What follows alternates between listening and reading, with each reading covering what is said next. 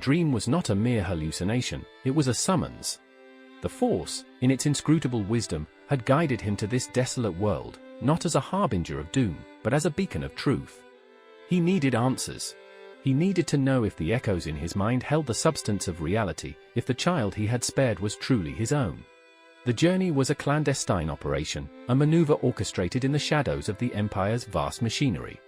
The Emperor's watchful gaze was a constant threat. To pursue such a personal quest, fueled by a dream and the lingering embers of defiance, would be seen as weakness, a fatal deviation from the path of absolute power.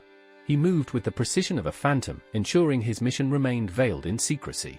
He was no longer merely the Emperor's enforcer, the harbinger of fear. He was, in the deepest, most buried recesses of his being, a father, seeking the truth of his existence, seeking the child he had chosen not to claim in the Emperor's name. The descent through the atmosphere of Tatooine was jarring. The familiar gravity of this world, a world he had sworn to forget, felt heavy, oppressive. Each breath of its arid air was a reminder of what he had lost, of who he had once been.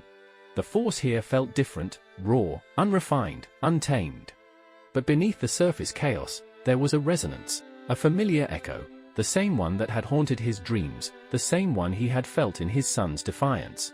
He emerged onto the hot sands, his dark cape billowing dramatically in the wind, a stark contrast to the muted hues of the desert.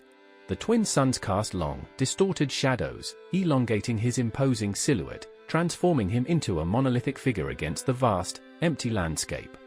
He disembarked alone. The Emperor's paranoia was a useful tool, a shield against unwanted scrutiny. But he had learned to navigate the shadows of his master's gaze. His objective was not conquest, not suppression. It was to find the source of the dream, to confirm the whispers of the Force, to understand the child he had spared.